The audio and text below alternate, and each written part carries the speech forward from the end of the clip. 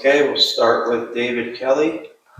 Coach Cam Burnett just appears to be having a really great camp. What have you seen from him, and what do you believe he's going to be able to do for this offense? Shoot, I'm excited about Kean. I think everybody is. He's had a great first week of camp. He's playing the ball great. He's running great. And he's a really hard worker. And so that's been something that's shown up consistently throughout the offseason, that he's a kid that he's always trying to get extra film, trying to get extra catches. And I think so far it's paying off. And I'm just excited to see what he can do, just like you are. And then you've got a lot of moving parts on your offensive line. But what updates can you give us on like Magnus and Michael Wooten appear to be the kid that went down late in the practice on Monday? And are you holding some of your veteran starters out, like maybe a Josh, your center Josh, to give other guys reps? Yeah, I kind of said it before. I don't really talk about medical issues, and so when those things exist, we just go with what we got. And so that's just how we let it play out. And the good thing is that when you have those situations, it gives other people a chance to get reps and hopefully accelerate their development. Justin and Troy. What have you seen from Owen Goss so far in camp, and what's kind of his story, how he got to Arizona? I think he has a great story. We were really excited, that he was interested in joining us. He's obviously a really good player at Colgate. I think, it's hard to see because we haven't done a bunch of live stuff, but he's definitely a physical football player. And, he's joining a really talented secondary, which I think is awesome because those guys are all kind of challenging each other and pushing each other.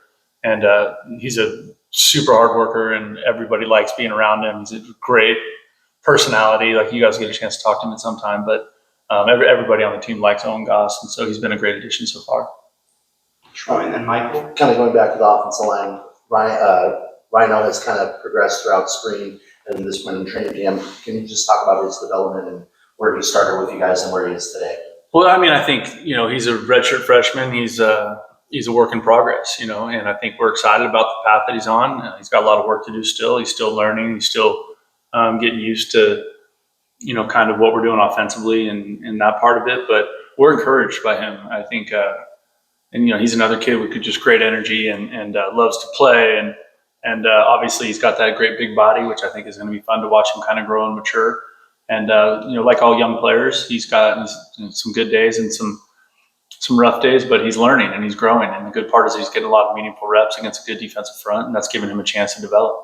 And then on the offensive line, that kind of backup center role, we've seen Shenko go out there with the second unit. What have you liked that he's done, and where do you want to see improvements in terms of? With you mean Issei? Shenko playing center. Issei. Yeah. I think we're still trying to figure out who that's going to be. Obviously, Grayson is there also, and he's been doing a good job. And so I think that this early in camp, we're just trying to get a lot of people reps and guys a chance to play. And I think the deeper you get into camp, then you have to start making some decisions about who runs out there with the first team or whatever. But the good thing about Issei is that he's definitely has a lot of flexibility, and I think that's encouraging because he can play any of those interior spots, and he's kind of been filling it at center some, and he's done a good job so far. Michael and then Aaron in the back. In an ideal world, would you like to have more 300-pound plus defensive tackles? That's a good question.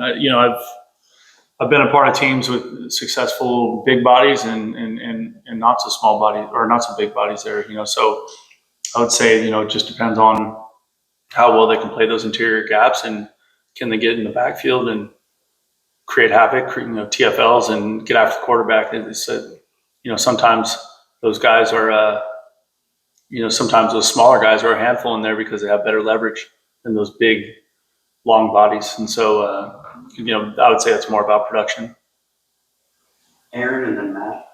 Talking about travel a little bit, you guys have to take a road trip down to UCF this year. It's a long flight, there's a time change, and you've made similar trips to this, going from San Jose to Hawaii. How do you keep your players fresh and ready on those longer road trips?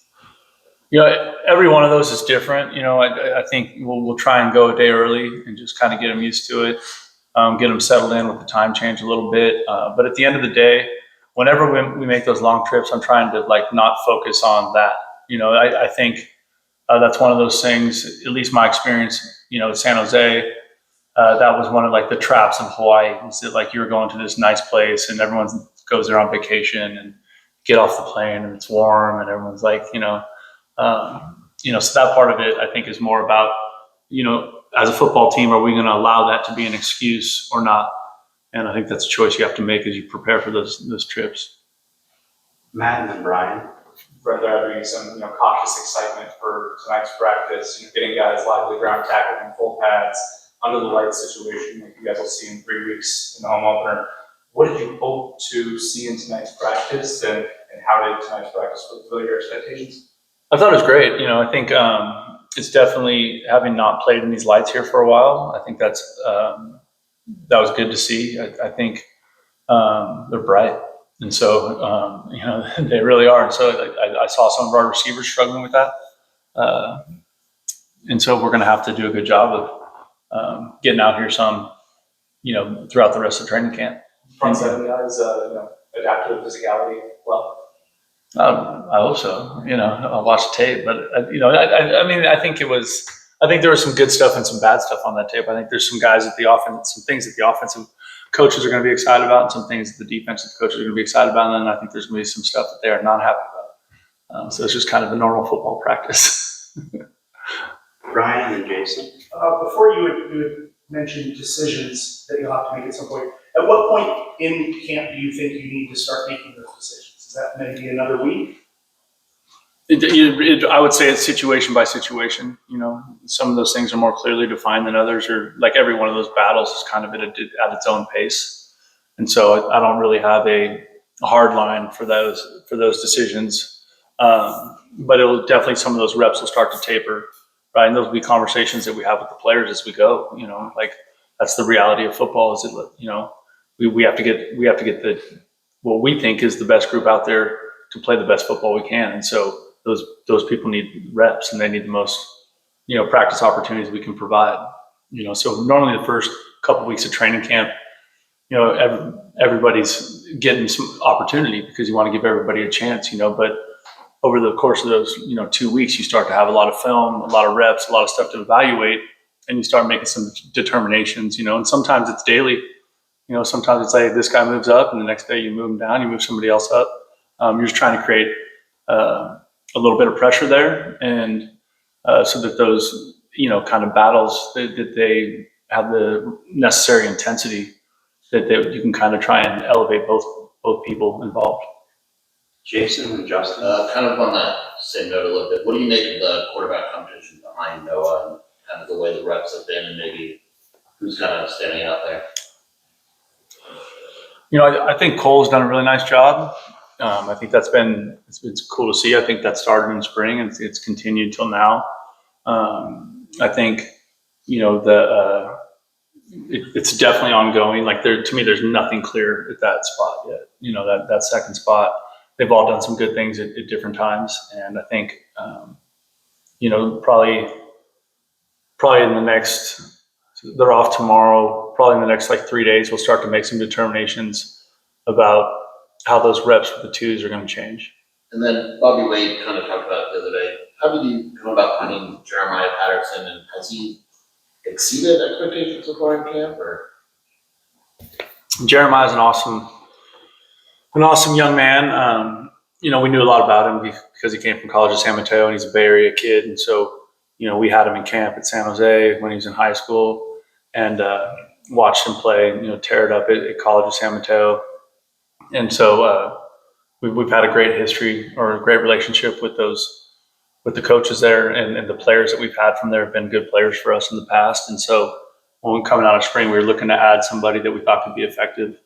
And I think so far we're really excited about Jeremiah. Justin and David. Going off that, how would you compare College of San Mateo to maybe some other junior college programs? It seems like that's kind of been like a feeder school for a lot of programs.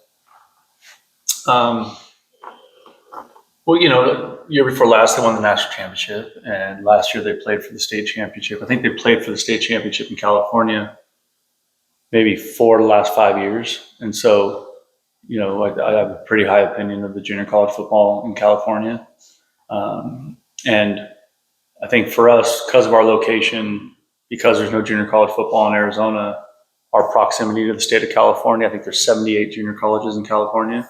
There's a lot of good players there. So that's going to be a place that we continue to look for good players. And, just because the coaching staff at College of San Mateo, Tim Tolick, the head coach, does a fantastic job. And I've known him for probably 30 some years.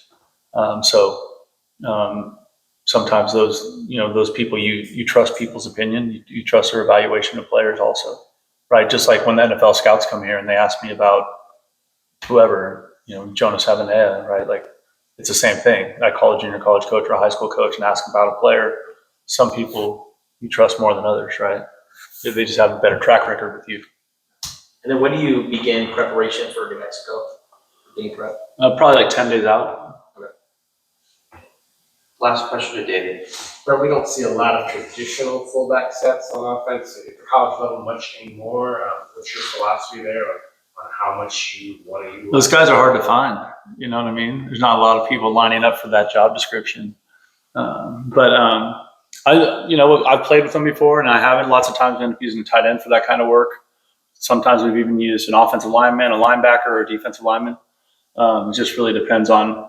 A year ago when we played some of that stuff, we used a linebacker, Charlie Rogers in San Jose.